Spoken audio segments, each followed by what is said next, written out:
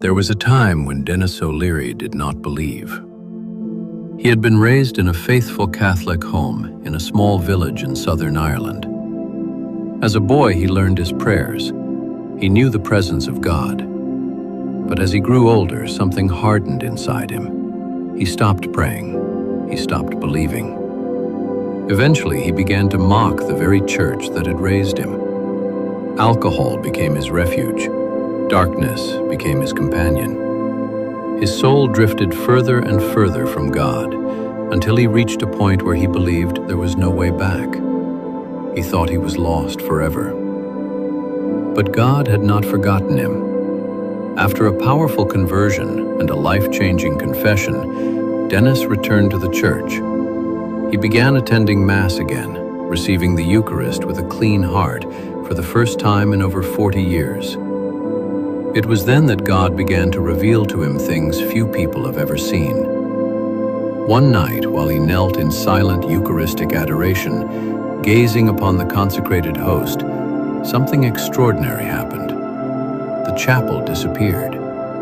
In its place, Denis found himself standing on a vast shoreline. Before him stretched a great ocean, not an ordinary ocean, but one filled with souls.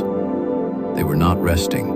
They were struggling. They strained forward with immense effort, trying to reach the shore. Their faces bore expressions of longing, sorrow, and hope. Some he recognized, people he had known in life. They were not in despair, but they were suffering. They desired something they could not yet attain. They desired God. Denis realized with trembling clarity that he was witnessing Purgatory. These souls were not condemned, they were saved, but they were not yet ready to enter heaven. They were being purified. And then he saw the angels.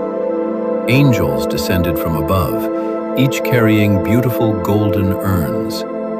They flew over the ocean and gently poured their contents onto the suffering souls below. From some urns fell drops of clear water. When the water touched a soul, that soul moved forward, closer to the shore.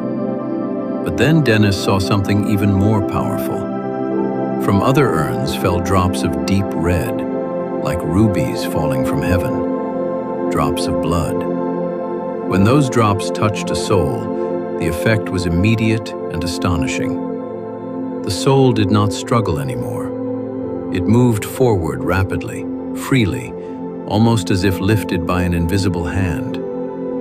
Some were brought completely out of the ocean. They reached the shore, and there, waiting for them, stood Jesus Christ. The moment those souls stepped onto the shore, Jesus ran to them. He embraced them. He welcomed them. He rejoiced over them. He held them with infinite love, as a father welcomes a child who has finally come home. Heaven itself rejoiced.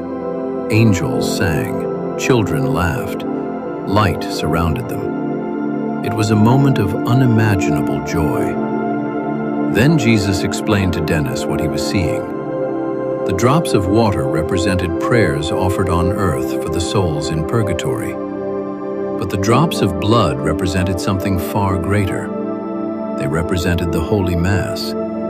Each Mass offered for a soul had immense power, far greater than any prayer alone. The Mass, the representation of Christ's sacrifice on Calvary, was not merely symbolic.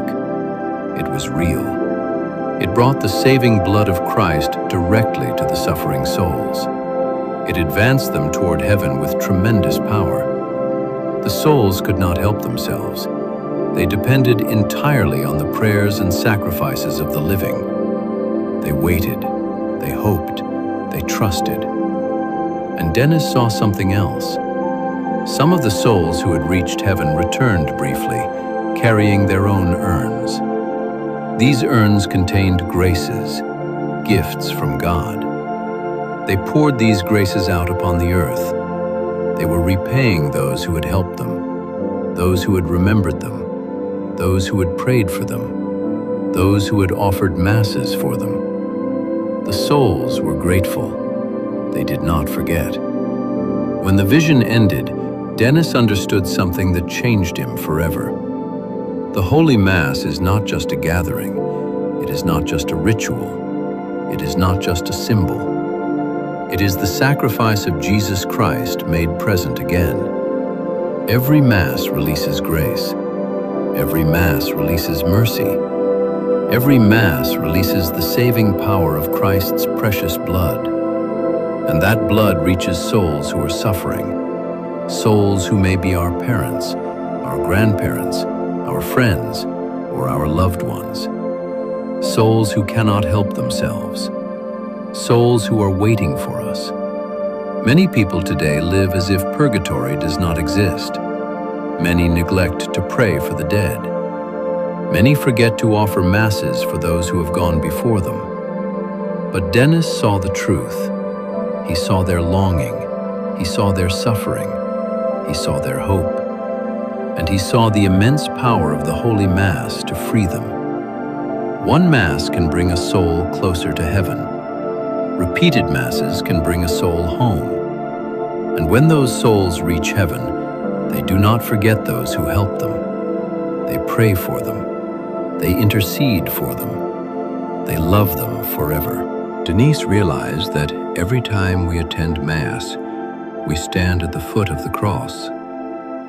Every time we attend Mass, heaven and earth meet. Every time we attend Mass, souls can be freed. And one day, we too may depend on the prayers of those still living. One day, we too may long for someone to remember us, to pray for us, to offer Mass for us. The question is not whether purgatory exists. The question is whether we will help those who are there, and whether someone will help us.